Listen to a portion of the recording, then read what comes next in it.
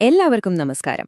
ഇന്ന് നമ്മൾ മനസ്സിലാക്കാൻ ശ്രമിക്കുന്നത് എന്താണ് മനുഷ്യൻ, അല്ലെങ്കിൽ എന്തായിരിക്കണം മനുഷ്യൻ എന്നതിനെപ്പറ്റി ലോകത്തിന്റെ പല ഭാഗങ്ങളിൽ, പല സംസ്കാരങ്ങളിലും ഉണ്ടായിട്ടുള്ള ചില പ്രധാനപ്പെട്ട ആശയങ്ങളെക്കുറിച്ചാണ്. മാനവികതയുടെ ഒരു ആഗോള പദസഞ്ചയം തന്നെ നമുക്ക് മുന്നിലുണ്ട്. നമുക്കതിലേക്ക് കടക്കാം. അപ്പോ നമുക്കൊരു പ്രധാനപ്പെട്ട ചോദ്യത്തിൽ നിന്ന് തന്നെ തുടങ്ങാം, അല്ലേ? ലോകമെമ്പാടുമുള്ള ചിന്തകർ ഒരുപാട് തലപുകഞ്ഞ് ആലോചിച്ചൊരു ചോദ്യമാണിത്.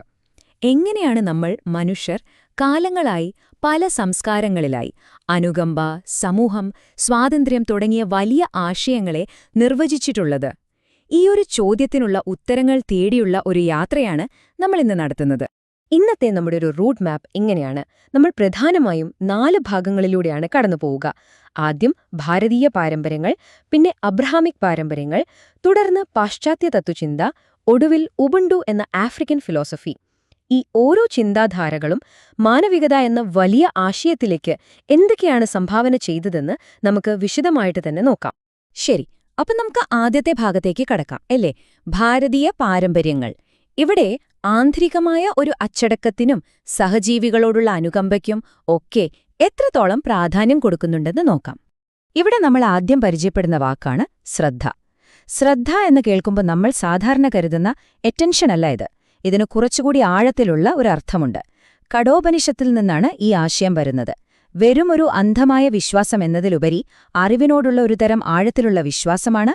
ഒപ്പം നീതിക്ക് വേണ്ടിയുള്ളൊരു ജാഗ്രതയുമാണ് ശ്രദ്ധ. ഈ ശ്രദ്ധ എന്ന ആശയത്തിന് ഏറ്റവും നല്ലൊരു ഉദാഹരണമാണ് കഠോപനിഷത്തിലെ നചികേതസിന്റെ കഥ. നിങ്ങൾ ഒരുപക്ഷെ കേട്ടിട്ടുണ്ടാവും. തന്റെ അച്ഛൻ യാഗത്തിന്റെ ഭാഗമായിട്ട് ഒരു പ്രയോജനവുമില്ലാത്ത കറവ വറ്റിയ പശുക്കളെ ദാനം ചെയ്യുന്നത് കണ്ടപ്പോ നചികേതസിന് സഹിച്ചില്ല. അതൊരു അനീതിയാണെന്ന് തോന്നി. അപ്പൊ അച്ഛനോട് ചോദിച്ചു, അച്ഛാ, എന്നെ ആർക്കാണ് ദാനം ചെയ്യാൻ പോകുന്നത്? കണ്ടോ, നീതിക്ക് വേണ്ടിയുള്ള ആ ഒരു ചോദ്യം, ആ ഒരു ഉത്കണ്ഠ, അതാണ് ശ്രദ്ധ. ആ ഒരു നിലപാട് മരണത്തിന്റെ ദേവനായ യമനെ വരെ അത്ഭുതപ്പെടുത്തി കളഞ്ഞു. ഇനി ഭാരതീയ പാരമ്പര്യത്തിൽ നിന്ന് തന്നെയുള്ള മറ്റൊരു പ്രധാനപ്പെട്ട ചിന്താധാരയിലേക്ക് വരാം. ബുദ്ധമതത്തിലെ ഏറ്റവും പ്രധാനപ്പെട്ട ഒരു ഗ്രന്ഥമാണ് ധമ്മപദം. ബുദ്ധന്റെ വചനങ്ങളാണ് ഇതിലുള്ളത്. അതിന്റെ അർത്ഥം തന്നെ പുണ്യത്തിലേക്കുള്ള വഴി എന്നാണ്. ഇവിടെ ഏറ്റവും കൂടുതൽ ഊന്നൽ കൊടുക്കുന്നത് നമ്മുടെ മനസ്സിനാണ്, മനസ്സിനെ നിയന്ത്രിക്കുന്നതിനാണ്. അപ്പോൾ നല്ലൊരു ജീവിതം നയിക്കാൻ ധമ്മപദം കുറച്ച് പ്രായോഗികമായ വഴികൾ പറഞ്ഞു തരുന്നുണ്ട്. അതിലെ പ്രധാനപ്പെട്ട ഒന്നാണ് അപ്പമാത. അതായത് എപ്പോഴും ഒരു ജാഗ്രത വേണം, മടിയില്ലാതെ നല്ല കാര്യങ്ങളിൽ ശ്രദ്ധ കേന്ദ്രീകരിക്കുക. പിന്നെ ഏറ്റവും വലിയ വിജയം എന്ന് പറയുന്നത് സ്വന്തം മനസ്സിനെ ജയിക്കുന്നതാണ്. ജീവിതത്തിൽ എപ്പോഴും ശരിയും തെറ്റുമായി 2 വഴികളുണ്ടാവും. ശരിയായത് തിരഞ്ഞെടുക്കുമ്പോൾ സമാധാനം കിട്ടും.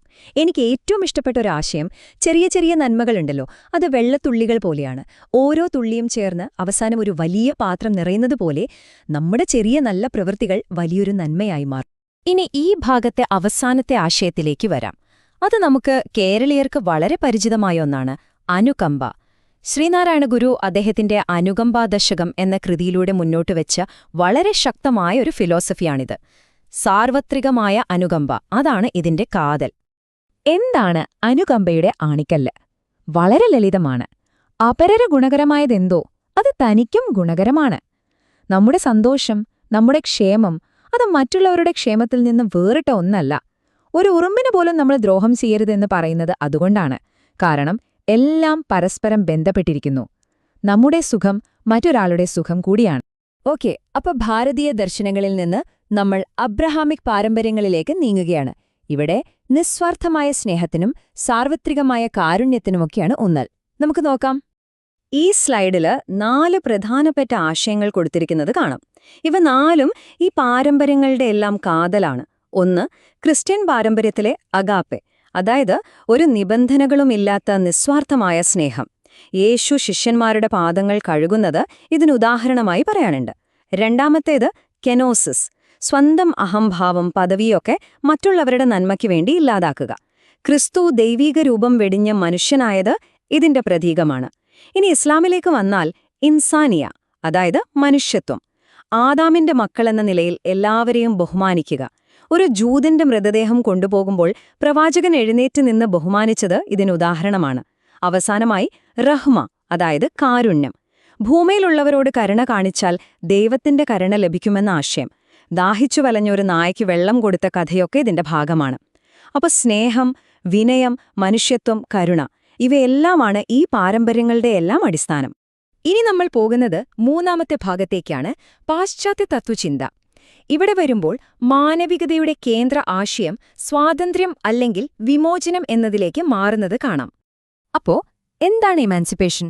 പുറത്തുനിന്നുള്ള അധികാരങ്ങളിൽ നിന്നും പലതരം കെട്ടുപാടുകളിൽ നിന്നും ആശ്രയത്വത്തിൽ നിന്നുമൊക്കെയുള്ള മോചനം. അതാണ് ഇമാൻസിപ്പേഷൻ. പക്ഷേ ഈ ആശയത്തിന് കാലം കടന്നുപോകുന്തോറും പല അർത്ഥതലങ്ങളും കൈവന്നിട്ടുണ്ട്. അത് വളരെ രസകരമായൊരു കാര്യമാണ്. അതിന്റെ ഒരു പരിണാമം നമുക്കിങ്ങനെ 3 ഘട്ടങ്ങളായിട്ട് നോക്കാം. ആദ്യം റൂസോ.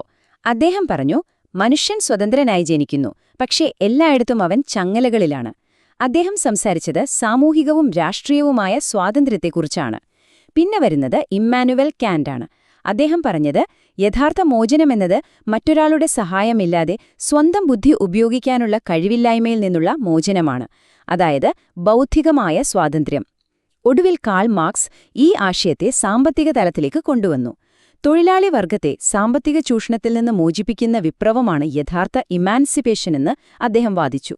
അപ്പോ കണ്ടില്ലേ, രാഷ്ട്രീയ സ്വാതന്ത്ര്യത്തിൽ നിന്ന് ബൗദ്ധിക സ്വാതന്ത്ര്യത്തിലേക്കും അവിടെ നിന്ന് സാമ്പത്തിക വിമോചനത്തിലേക്കും ഈ ആശയം എങ്ങനെയാണ് വളർന്നതെന്ന്. ശരി, നമ്മുടെ അവസാനത്തെ ഭാഗത്തേക്ക് കടക്കുകയാണ്. ഇതിനായി നമ്മൾ ആഫ്രിക്കൻ ഭൂഖണ്ഡത്തിലേക്കാണ് പോകുന്നത്.